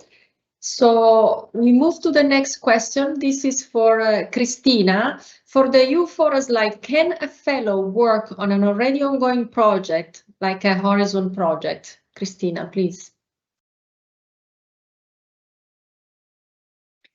Thank you, Giselle, and thank you for the question. It's a very interesting question, in fact.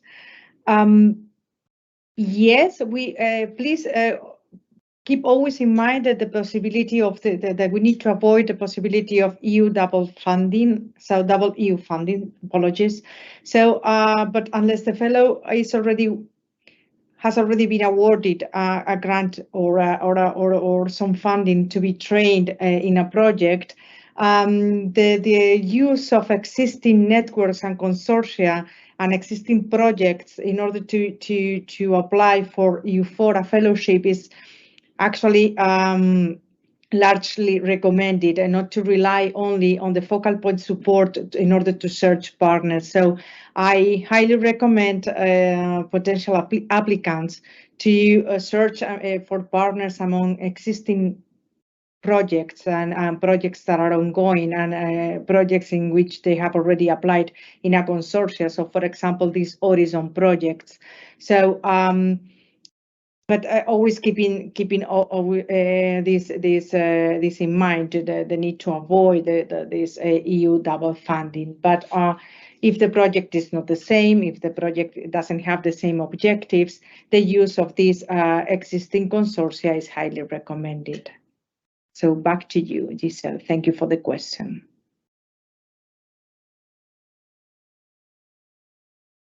Thank you, Christina. We go back to Donna for the next question. And the question is, in the forecast that will be available, will there be more detailed information on the duration of the agreement contracts that will be provided for the costs presented today, and whether these are single agreements contract or framework agreements or contract? Donna, please. Hi, yeah, we do intend to publish on the EFSA website once the management board has approved our single programming document, a full list of calls for 2024. That may or may not come with more detail about the exact duration of each contract, whether it's a grant or a procurement, because those decisions might not have been taken in all cases yet. For example, if something is foreseen for launch in November or December next year, we haven't necessarily started working and doing the research on that call at this stage. So where we have the information, definitely we will try to include that. If we don't, I mean, you would find that information in any case. When the call is launched, it's a requirement that that type of information is published. So the amount, the duration of the call, of the contract, for example, and also whether it's a direct contract or a framework. Thanks, Giselle. Thank you, Donna. I might take the next one, then if any of my colleagues want to complement. Is there a clear trend on which domain EFSA will focus in grants and procurement in the coming years? So to highlight that we are trying year after year to anticipate the plan for the coming year. This year we will manage to publish still in year N-1 compared to previous year where we were publishing already in the year N. Important to say also that we have, of course, a work plan. It is a rolling work plan. Meaning that it looks to the next 3 years. So for the one that we will publish is to 2024, 2026, and it gives you a bigger detail on the year to come, so 2024, but provides already insight of 2025 and 2026. So there already you might have some anticipation. Not to mention the strategy, of course, which is a much wider span going up to 2027. And there again, you can understand focus and target area where EFSA will particularly focus in the coming years. So I think in terms of anticipation, there for sure in the work plan and the strategy, you might have an highlight of what's coming up. Let's see what we have next. I think we have this one. Will there be further grants and procurement addressing the domain of GMO risk assessment? And here I would like to call Anna to reply to this question. Thank you, Anna. Can you repeat the question, please? Will there be further grants and procurement addressing the domain of GMO risk assessment? These have not been planned. It doesn't mean that we cannot adjust. As you probably know, there is quite a lot of changes or planned changes on this domain, with some regulatory proposals being currently under discussion. This would probably mean new mandates, and so there is always the possibility, but this is what is planned at the moment. Thank you, Anna. So recommendation here is to always keep an eye on our website and check the publication and the updates of our grants and procurement plan. The next one, I will go back to Christina. It's on the EU-FORA. The fellow remains employed in his institution during the duration of the fellowship. The grant given is only for the stipend, the salary, I guess.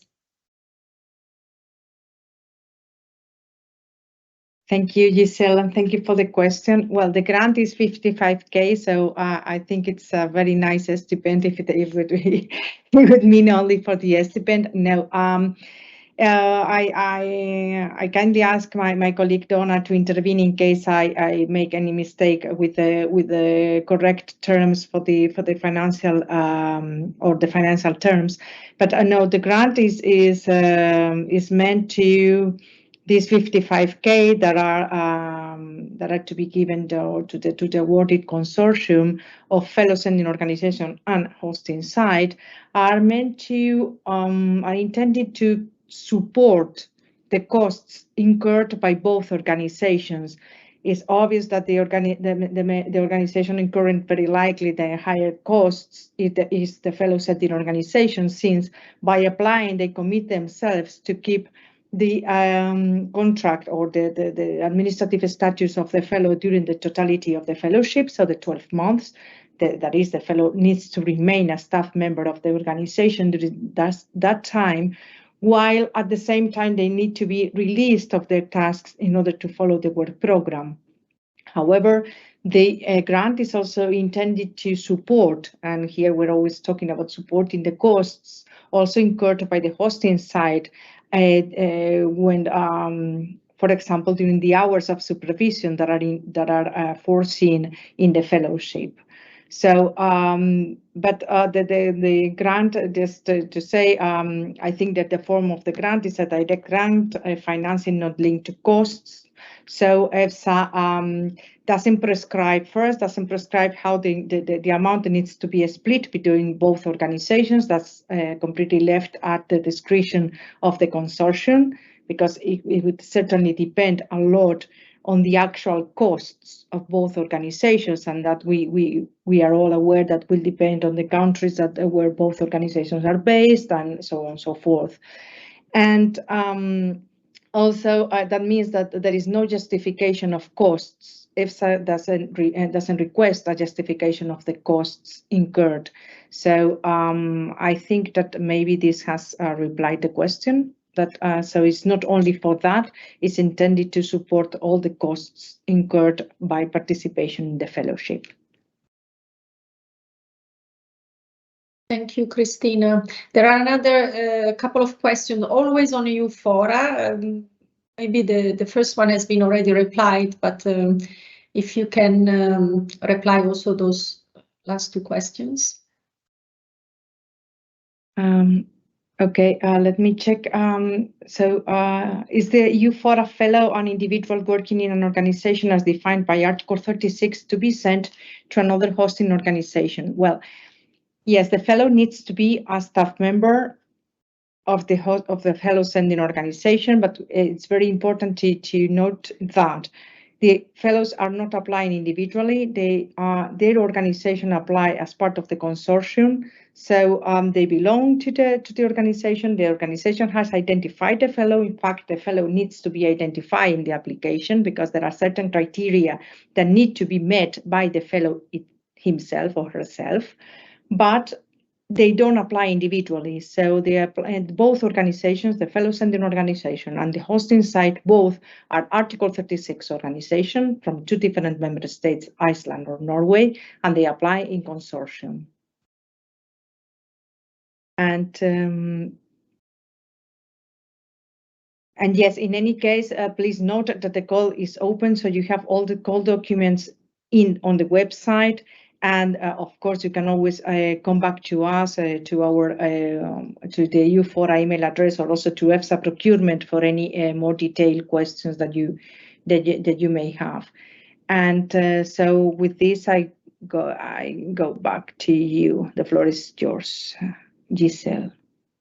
Thank you. Age limit. Have you addressed the age limit, Christina? No, apologies. I hadn't seen that question. There is a question regarding EU-FORA. No, there is no age limit for EU-FORA. For the fellow, there is a limit on the years of experience in food safety related tasks. Here included risk assessment, risk communication, or risk management on food safety, and the limit is 15 years of experience. But there is no age limit for a fellow. So if someone has changed career paths later in their career, they are more than welcome to join. Okay, thanks a lot. I would like also to highlight that the EU-FORA call is open at the moment, so you have an opportunity to raise the questions directly on the call through the tools given. And everything is available also through the EFSA website regarding clarification on the EU-FORA, which is quite a big scheme. Please go on our website and read all the information that is posted, or also address directly clarification questions. because the call is open at the moment. So let's see what we have. Is the different economic situation on different member states has an impact on participation and tender winners only from certain countries with lower salary? How this is mitigated? I don't know if this is a general question, so I will address it really to Donna. Thank you. Donna, please. Thank you, Giselle. Yeah. This is mitigated when we do the planning for the call value. Okay, so again, the situation is slightly different for procurement when compared to grants.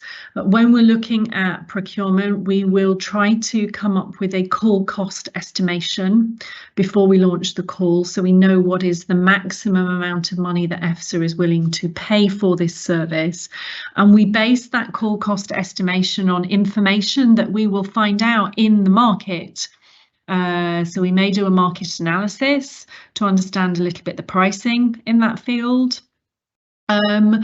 Whilst it's true that if there was a single offer from a country where the salaries are very high, and that is compared directly by a single offer from a tenderer in a country where the salaries are lower, of course, they'll have lower costs. Having said that, though, we see it quite rare that we get single offers from single tenderers. It's more likely that we have a consortium, but also we're not just looking at the price, we're looking at the best price quality ratio in procurement. So we're looking at what is the level of quality that the tenderer is offering us, and we're not looking for the lowest price offer in procurement. Okay, we're looking for the offer that gives us the best ratio between price and quality. So again, that is also mitigated to a certain extent. In relation to grants, depending on the form of funding in grants, we have applied unit costs based on Eurostat data for the salary costs of staff members at different levels of experience. Okay, and so those rates are different depending on the country from which you're applying. That, of course, is applicable to calls where we use unit costs for actually incurred staff costs. Then, of course, if we're doing a grant which has a different form of funding, like financing not linked to cost, there we're not scrutinising or looking into the amounts of the salaries of the individuals. Back to you, Giselle.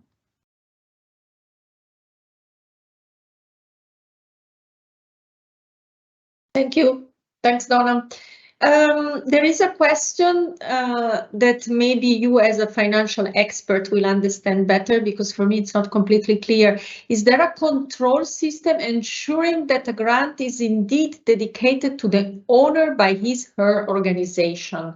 I think we are also getting back to the person who has posed this question to ask for further clarification, but maybe for you it's already clear as it is, Donna. Thanks, Giselle. If I just wait to be on screen. If I understand the question, I think here we're looking at, are we checking that those implementing the grant are the people that we were told are implementing the grant, so that there's not some form of outsourcing going on under the grant that we're not aware of. That kind of thing we are able to check, and indeed we do look at that. So when an organisation makes a proposal to be awarded a grant, they have to inform us in their proposal of the project team that they want to work on the project. That includes giving us the CVs of those individuals, and also something called declarations of interest for those individuals. So are they declaring that perhaps there's any conflict of interest that they might have in relation to the subject matter of the call? So this is an assessment that we do before the award of the grant. One of the requirements in the grant agreement is that if any project team members change, the beneficiary of the grant needs to notify EFSA in advance of that change, and we need the CV of the replacement person that is going to do the tasks of the person that's being replaced. So of course there we're seeing and checking, is that individual working for the organisation that's been awarded the grant? Because if they're not, then immediately the question is, well, who do they work for? Are they working for one of the other consortium partners that was awarded the grant? Are they on the Article 36 list? Or is this some form of subcontracting that we have not been told about, which is not permitted under the grant agreement? For example, subcontracting is only permitted for non-core tasks. So these are all things that we would scrutinise and look into during the implementation. Of course, it's quite normal as well that in any organisation people join, people leave. So there may be changes to the project team member that was proposed at the time the grant was awarded. But those changes need to be notified to EFSA, and when we're notified of those changes, then we will dig into the detail behind it. I think that answers the question if I've understood what the question means. Back to you, Giselle.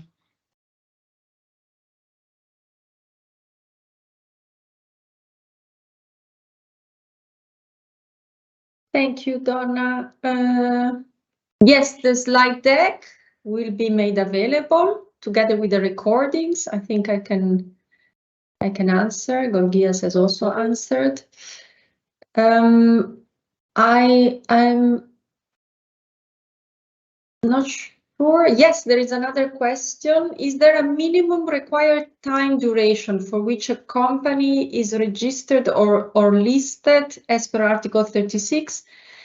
I'm talking with regards to eligibility of startup registered recently. Donna, can you take this, please? Thank you. Hi. Okay, so if we're talking exclusively about applying to grant calls, okay, an organisation which is on the Article 36 can apply for EFSA grants. The Article 36 list of organisations is updated regularly. Member states will propose new organisations from their member state to be included on the list, and their application is assessed by the EFSA Management Board quarterly, and new organisations can be added more or less at any time. If you are a new organisation added to the list, I think the next revision is coming up mid-December. If there is a grant call, you are eligible to apply. So you will be eligible and you won't be excluded because you are only a recent addition to the Article 36 list. Okay, you'll be eligible. What you need to pay attention to, and this is true for any organisation on the Article 36 list, you need to make sure that you meet as an organisation, and also that the individuals in your organisation meet the selection criteria, so the expertise criteria that are set out in the call. So often in our calls we will say, you know, for these tasks EFSA needs a toxicologist with at least 5 years experience, okay, or EFSA needs an organisation which has performed similar tasks for at least one other public body in the last 5 years. So it's those kind of time-bound experience criteria that you need to pay attention to. But just the fact that you are a new organisation listed on the Article 36 list is not going to exclude the possibility that you could apply for the grant. Back to you, Giselle. Thank you, Donna. I don't see any additional questions, so spot on time there, because we are reaching the conclusion of our webinar today. I just would like to thank all my colleagues, the speakers, for the contribution that they have given us today. Also, thanks a lot to the support and the technical staff that have facilitated this session. Thanks a lot to the audience for their interest. Of course, as we said in the beginning, the video recordings will be published on EFSA website. So if you have still some questions or you don't remember part of the presentation, you can always go back there and check out the video recordings. Slides as well will be published. I would like to remind you to fill up the questionnaire, the survey with the questionnaire that we will share with you shortly after the closure of the session. This is very important for us because we will take this in duly account when we will plan next session. So please fill the questionnaire, the survey about the event. To summarize and to conclude, we try to give you here a quite superficial overview of what's coming up in the year to come, 2024, 2025. But please, we warmly recommend that you keep an eye on our website because there will be additional webinar digging into further details for some of the calls, the most important and relevant calls. So there will be additional information to be shared with you on the upcoming calls. Also, if you have additional questions, don't forget that we have the Ask EFSA, where you can pose any sort of question. We have this Ask EFSA possibility through which you can address any question you have, not just on grants and procurement. And yes, I think that's it for today. I thank again everyone and see you shortly on other webinars or for sure next year when we will present the program for 2025-2026. Thanks a lot and see you soon. Thanks to all the colleagues as well. Again, thank you. Bye-bye.